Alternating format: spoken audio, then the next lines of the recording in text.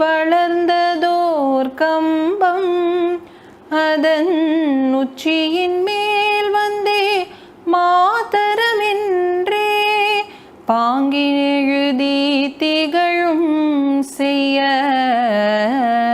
பாங்கினெழுதி திகழும் செய்ய பட்டொளி வீசி பரந்தது பாரீர் தாயின் Manikodi பாரீர் Manikodi பாரீர் Manikodi பாரீர்.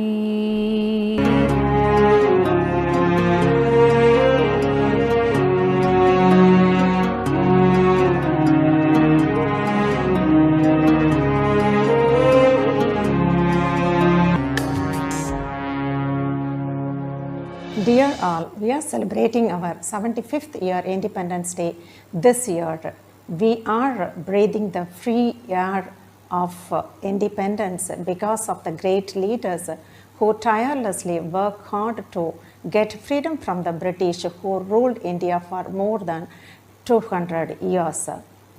In the year of 1947, August 15th midnight, our tricolor flag was unfurled in Red Fort by Jawaharlal Nehru. It's our responsibility as a citizen of India to be patriotic with nationalism.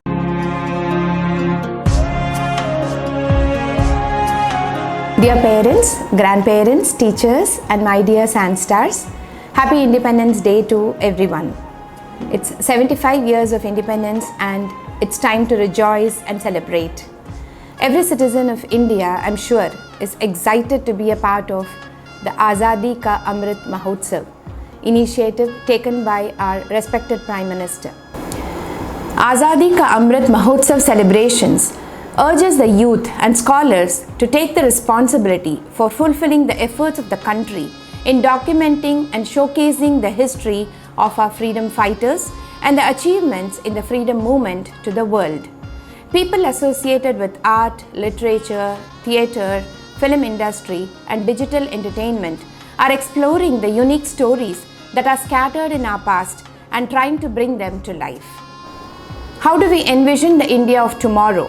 The India which will merge the best of tradition with the most modern global outlook in the development, governance, technology, reforms, progress and policy.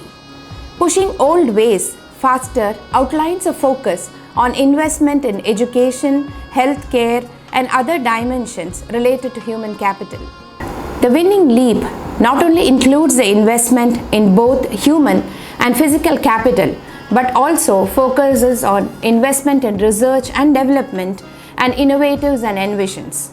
This scenario forecasts the most aggressive growth and is the only scenario that will generate 240 million new jobs that India's growing population needs over the next 20 years. With greater access to information and growing aspirations among the nation's youth, the quality of employment that India provides will prove to the world the capabilities of Indians. All of us know that Indians are heading most of the international companies. Emergence of new technologies, especially mobiles, in India has sparked social change that's difficult to quantify. The vision of the policy is to instill among the learners a deep-rooted pride in being Indian, not only in thought, but also in spirit, intellect and deeds, as well as to develop knowledge, skills, values and dispositions that support responsible commitment to human rights. Even if each one of us decide to work with one problem of our country, we will see that we will be making great contributions towards the nation. Let us take a pledge to do that and take this country to the premier seat in the Committee of Nations.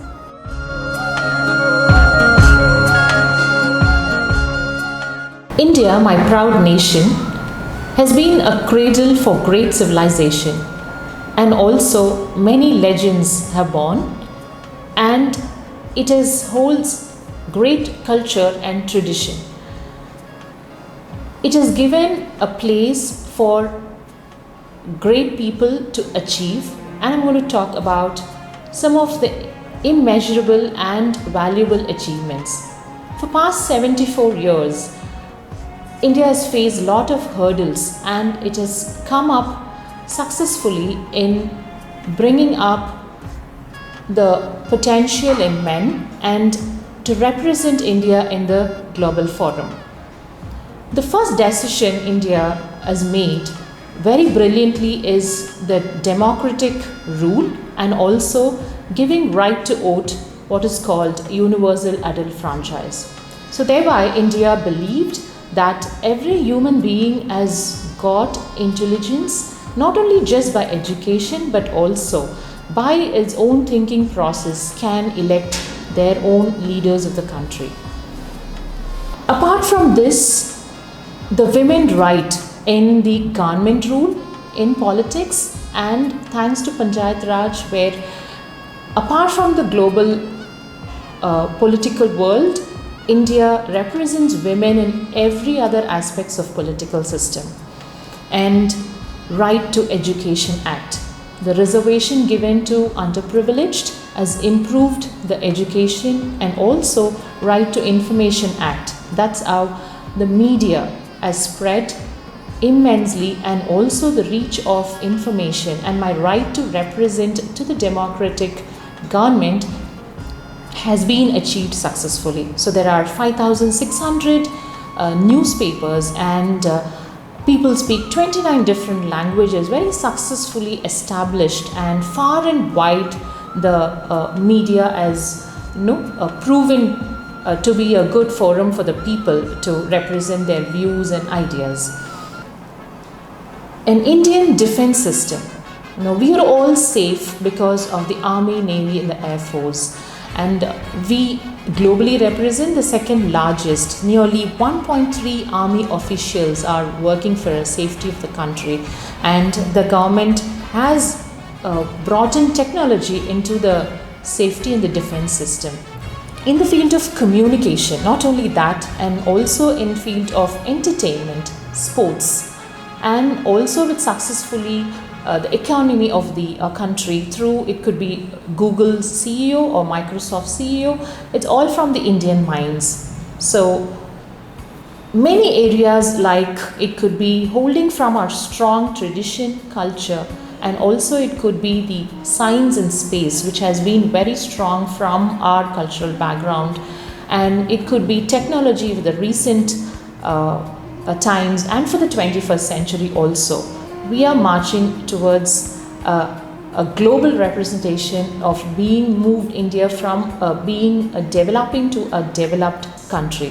So all this has been possible only by the great minds who have been devotedly working with a proud feel of Indian, and all these achievements may be possible because of that intercultural understanding and also with tremendous effort. Hope these achievements continue in future and our country is being one of the best globally represented one.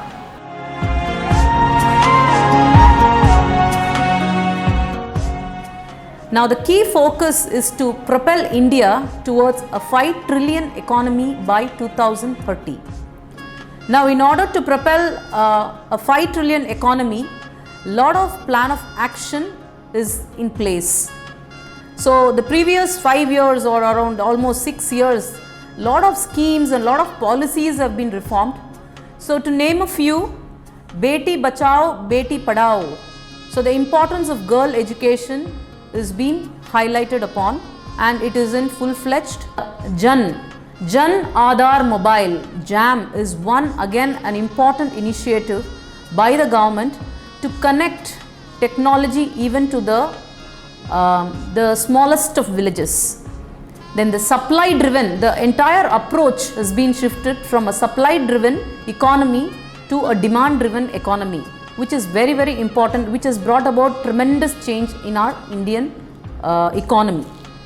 And the main concept of Make in India has really propelled well, and it is going in a full-fledged manner, which has given rise to a lot of young entrepreneurs. So wherein it is also boosting the e-commerce. And Namami Gange, so this is very, very important. Ganga, the holy Ganges otherwise called, actually caters to 40% of the population.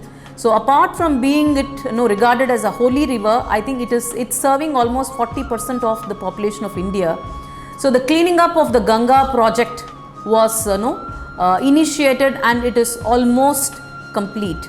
And for farmers, great amount of changes have come about in the farming.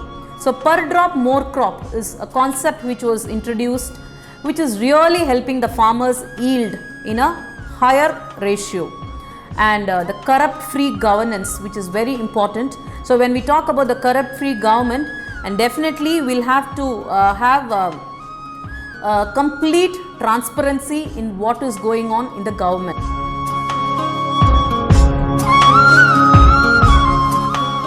As we are about to step into the 75th Independence Day, I would like to share my views on Resolve India at 75 to move forward in the coming years. This COVID surge taught us the importance of digitization and converting the physical books to e-books and e-assignments. In the continuing years and generations also, we need to carry the same. School education should be more with digital technology, and 60% of the education through online with the global mantra, anytime, anywhere studies. This also gives us an opportunity to bring globally acclaimed tutors from anywhere in the world. An electronic national education registry may be conceptualized for tracking each child's learning outcomes based on CCE and final exams through unique ID. Also, life skills along with stress management should be included as part of school curriculum. We need to create a framework to allow foreign universities of global repute to operate in India and collaborate with Indian universities and offer joint degrees. Outdated curriculum results in a mismatch between education and job market requirements. Quality assurance or accreditation mechanisms are also really inadequate. Domain experts in their field should develop basic minimum standard in curriculum that will serve as a benchmark for institutions at the UG and PG level. It's a very important point to note that more than 54% of India's population is below 25 years of age. This gives an opportunity for our country, India, to supply skilled labor globally and become the world's skill capital. In line with the Skill India program, post-secondary career options should be provided through skills or vocational training that should be integrated seamlessly with higher education and the skilling mission. We need to make all these training compliant with the National Skills Qualification Framework, also called the NSQF. Quality teaching skills are in short supply across disciplines. In-service teacher professional training programs must be made compulsory on a regular basis. And we need to enforce minimum teacher standards through rigorous teacher eligibility test and criteria for the induction of teachers. The teacher eligibility test, TET, across states should be strengthened as per CTET through standardization of results, quality benchmarking of testing items, and extending of TET for teachers at preschool and grades 9 to 12 levels. Capacities of teacher training institutes needs to be upgraded to ensure the availability of qualified trainers along with cross-learning by teachers and industry experts. Schools must get into partnership with private job counseling agencies for helping newly skilled persons with soft skills and adapting to the local conditions at school and college level. Teaching the students to have high nutritional food rather than picking up junk and street food is really important. And we need to encourage the female students to continue the education, especially in villages, by improving the infrastructure of the school toilets and implementing high rules across India to prevent safety from sexual harassments. Nutrition is really important for anyone. Ensuring food security and maximizing value addition in agriculture by avoiding middlemen, we need to get the farmers from farmers to the agripreneurs. To do this, we need to improve the land and water resources from plastic landfills and other chemical pollutions. Reducing the use of plastic will play a major role in improving the productivity and efficiency of agriculture. We need to shift the focus on precision agriculture like micro-irrigation, climate-smart technologies, and we also need to use technology in animal husbandry to monitor animal behavior, health, and production. This will help us prepare better for future challenges. Last but not the least, we should aim for a more sustainable environment. We need to give way to open more battery car production and implement fuel-free vehicles such as bicycles. This should be made compulsory for shorter distances. New national missions on wind energy, waste to energy, and coastal areas should be developed. Polluters should pay for the pollution principle should effectively be implemented. Amid the celebrations, it's vital to look forward to India's extraordinary capability that can help it stand apart and meet the aspiration of its people as well as the international community. We, as a country, are preparing for the transformation. It's our responsibility to bring different stakeholders of society to create a morally, economically and technologically advanced country. Jai Hind.